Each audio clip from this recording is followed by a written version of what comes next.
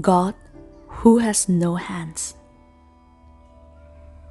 From the very beginning, people have been aware of God. They could feel Him, though they could not see Him. And they were always asking in their different languages who He was and where He was to be found.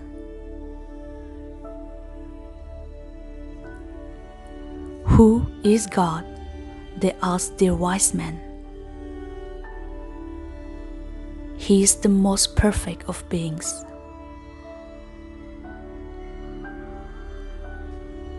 But what does He look like? Does He have a body like us? No, He has not got a body. He has no eyes to see with, no hands to work with, and no feet to walk with. But He sees everything and knows everything, even our most secret thoughts.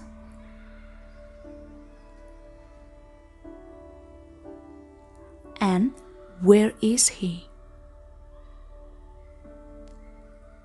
He is in heaven and on this earth. He is everywhere.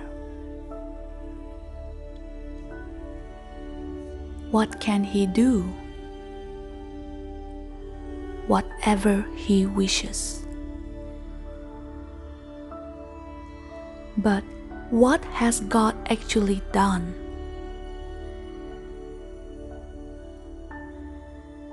What He has done is all that has ever happened. He is the Creator and Master who has made everything, and all things He has made obeyed His will. He cares and provides for them all, and keeps the whole of His creation in the most wonderful harmony and order.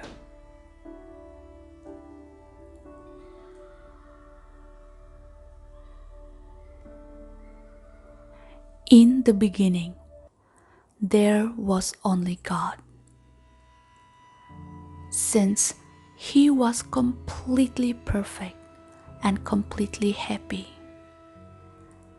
there was nothing He needed. Yet, out of His goodness, He chose to create, and all that He willed came into being. The heavens and the earth, all that is visible,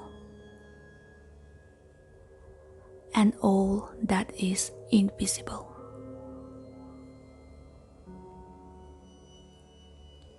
One after another, He made the light, the stars, the sky, and the earth. With its plants and animals.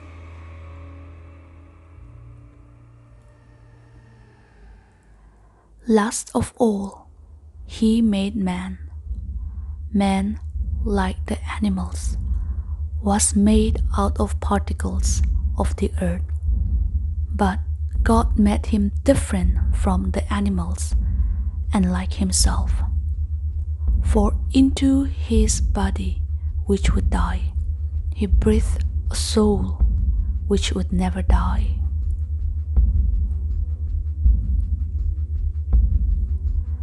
Many people thought this was just a tale. How could someone with no eyes and no hands make things? If God is a spirit who cannot be seen or touched or heard, how could He have made the stars that sparkle overhead, the sea, which is always astir, the sun, the mountains, and the wind. How could a spirit make the birds and fishes and trees and flowers and the sand they shed around them? Perhaps he could make invisible things, but how could he make the visible world? It is all very well, they thought, to say that God is everywhere, but who has set their eyes on him? How can we be sure he is everywhere? They tell he is the master whom everybody and everything obeys. But why on earth should we believe that?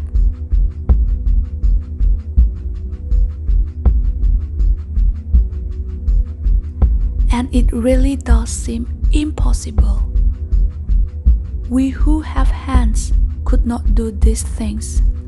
So how could someone who has no hands do them? And can we imagine animals and plants and rocks obeying God? The animals do not understand when we talk to them. So how could they be obedient? Or the winds and the sea and the mountains. You can shout and scream and wave your arms at them, but they cannot hear you, for they are not even alive, and they certainly won't obey you.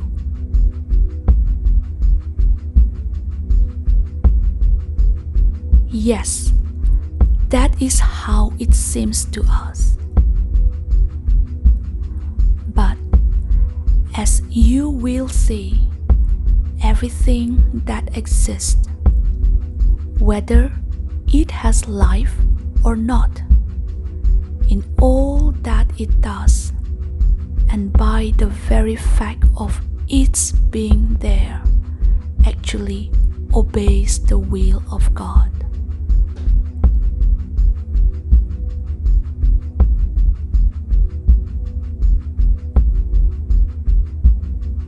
God's creatures do not know that they are obeying. Those that are inanimate just go on existing. Those that have life move and go on living. Yet every time a cool wind brushes your cheek, its voice, if we could hear it, it's saying, "Lord, I obey." When the sun rises in the morning and colors the glittering sea, the sun and the sunbeams are whispering, "My Lord, I obey."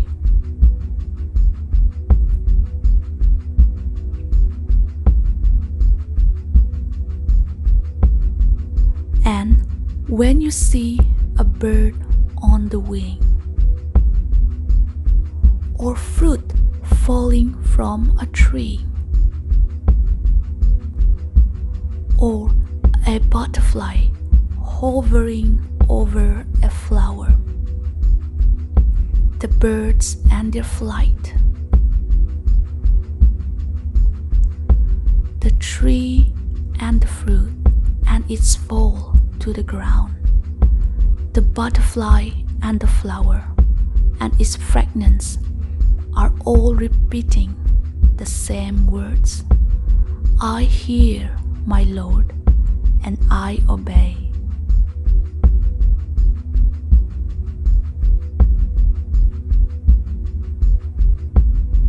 At First, there was chaos and darkness were on the face of the deep.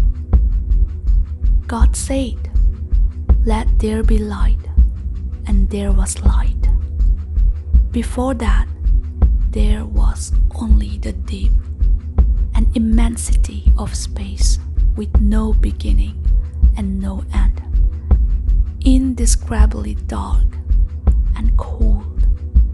Who can imagine that immensity, that dark and coldness?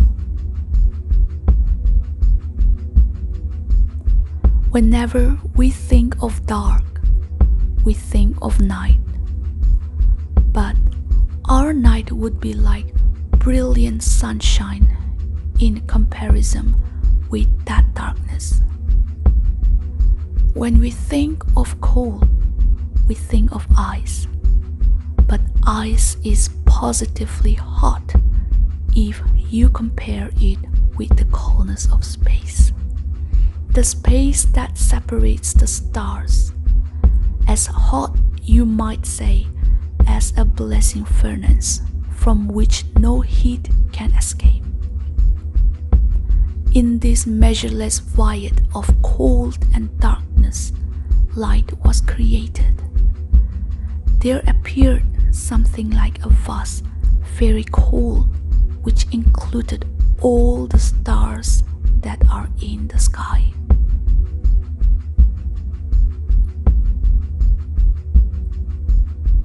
The whole universe was in that cloud, and among the tiniest of stars was our own world. But they were not stars then. As yet, there was nothing except light and heat. So intense was the heat that all the substances we know, iron, gold, earth, rock, water, existed as gases, as insubstantial as the air. All these substances, all the materials of which the earth and the star are composed, were fussed together in one vast flaming intensity of light and heat, a heat which would make our sun today feel like a piece of ice.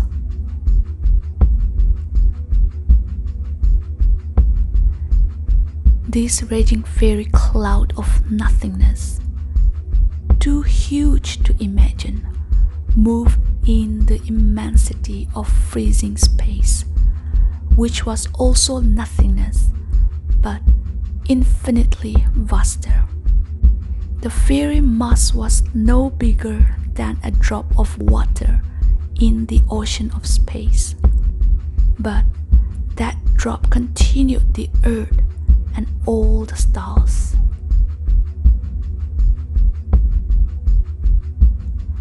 As this cloud of light and heat moved through empty space, little drops fell from it. If you swing the water out of a glass, some of it holds together and the rest breaks up into separate drops. The countless hosts of stars are like these little drops, only instead of falling, they are constantly moving round in space, in such a way that they can never meet. They are millions of miles from each other.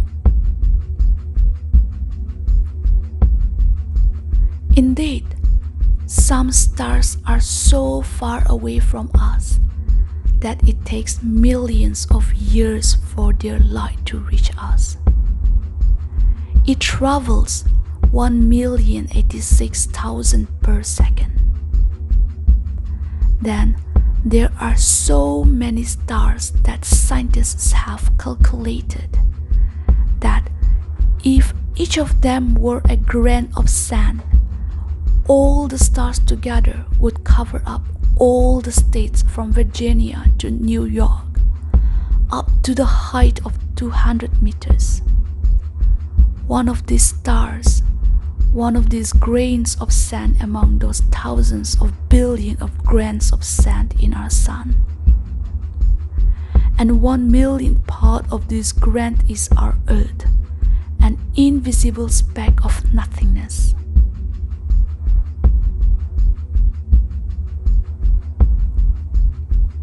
One wouldn't think so. The sun doesn't look so big, but that is because it is so far away. The light from the sun takes about 8 minutes to reach us. And if we were to travel the same distance at 100 miles per hour, it would take us a little more than 106 years to reach the sun. In fact, the sun is 1 million times bigger than the earth. The sun is so big that just one of its flames could contain 22 earths.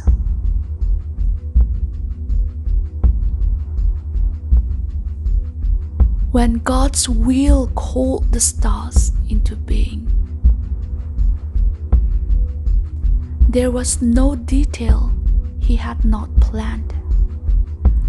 Every scrap of the universe, every speck which we might think too tiny to matter, was given a set of rules to follow. To the little particles which were like smoke, like vapor, which could only be distinguished as light and heat, moving at a fantastic speed, He said, "As you become cold, you shall come closer and become smaller."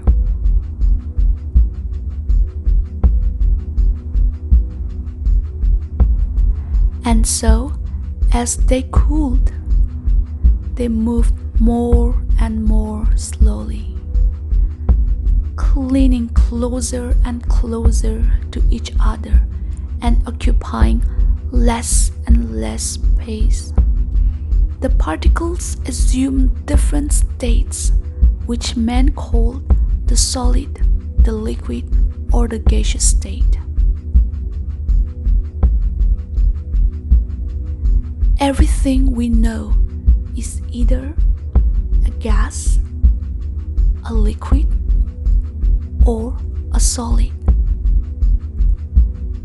And which of the three states it is at the moment depends on how hot or cold it is. Then God gave some other instructions. Each of the tiny little particles was given a special love for certain particles and a special dislike for certain others.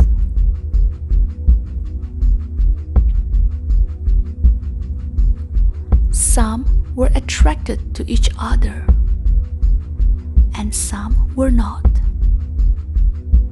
Just like human beings, they like some and refuse to have anything to do with others. So they formed themselves into different groups.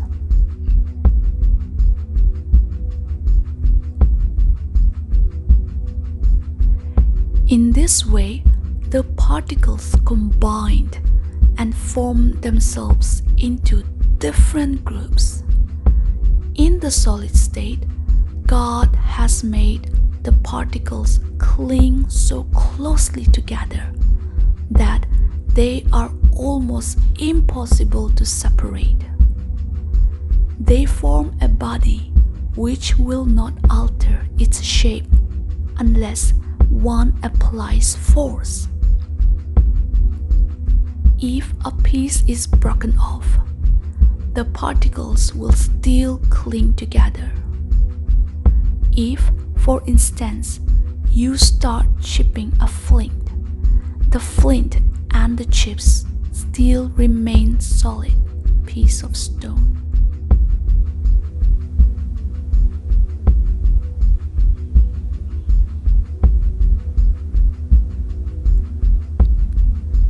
When it came to liquids, God said, "You shall hold together also, but not so very closely, so that you will have no shape of your own,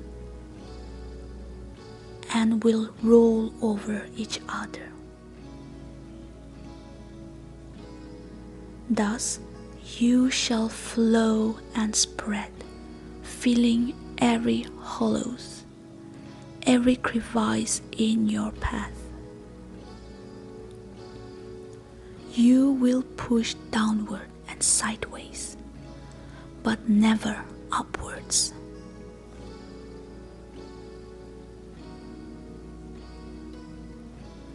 That is why, though we can put our hands in water, we cannot put them inside a rock.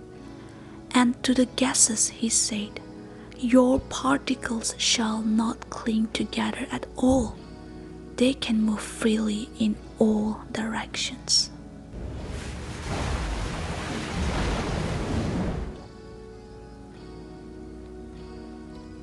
But as the particles were all so different individuals, they did not become solid or liquid or gas all at the same time.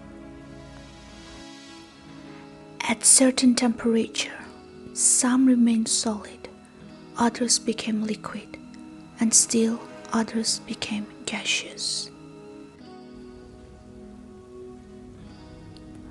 And so, while obeying these laws, the little drop of nothingness that was to become our world, the blazing mass, went on spinning and spinning around itself and around the sun in the tremendous cold of space.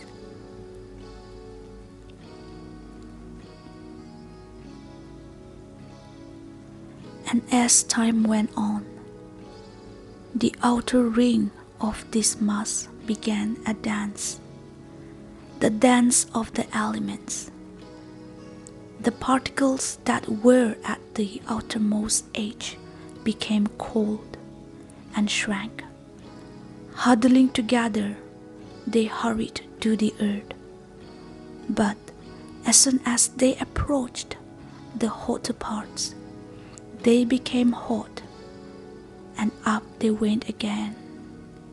Like little angels, they carried a bucket of hot, burning coal into space and returned with some ice. How marvelous it is, and how simple. If you become hot, you expand, and as you expand, you become lighter and soar upwards like a bubble of air in the water. But if you become cold, you shrink and fall as a grain of sand sinks in the bottom of a pond.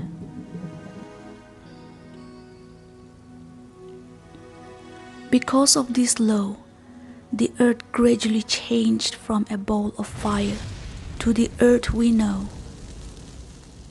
This was the law that the tiny radiant particles obeyed as they danced their dance, particles too minute to be seen or even imagined, yet numerous enough to have produced the world.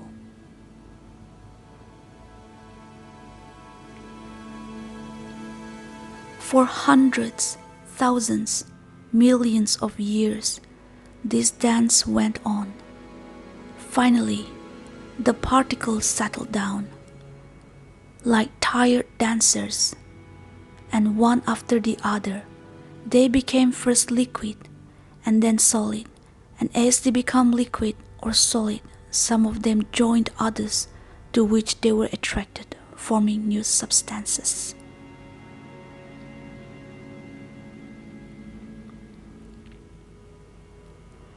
The heavier ones went nearer to the heart of the earth, and the lighter ones floated above them like oil floating on the water.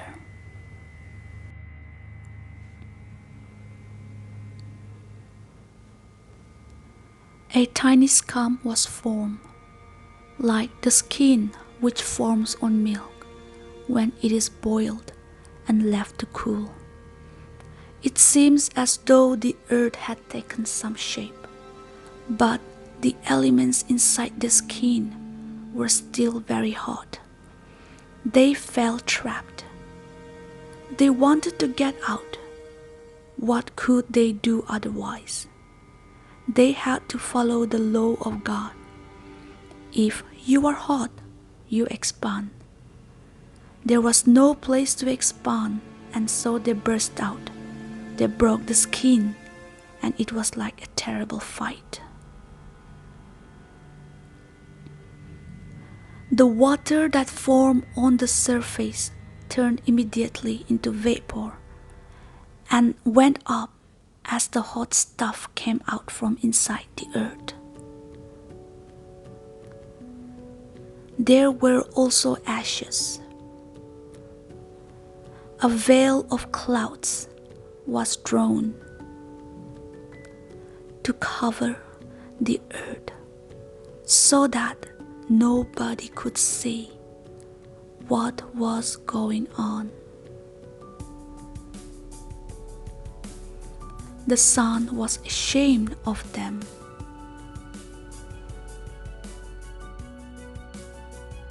Eventually, the fighting ceased.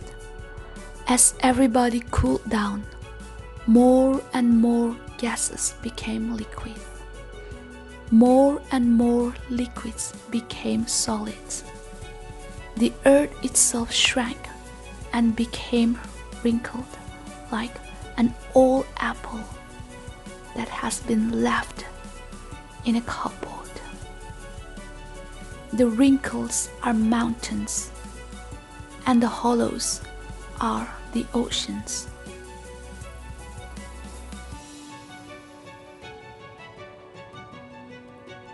For as the rocks had cooled down, water was able to return to the earth, and it rained and rained.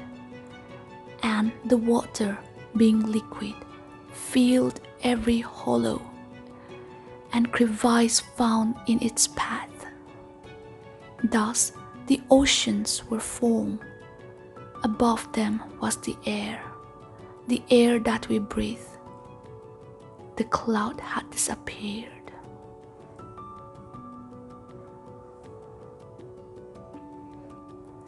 The veil had withdrawn, and the sun could once again smile upon its beautiful daughter, the earth. Rocks, water, air, solids, liquids, gases. Today, as it was yesterday and millions of years ago, God's law are obeyed in the same way.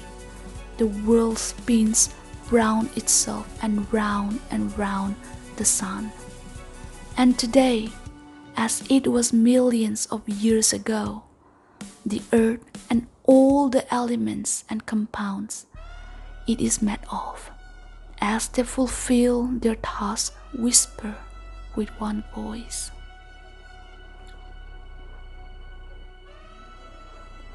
Lord, thy will be done.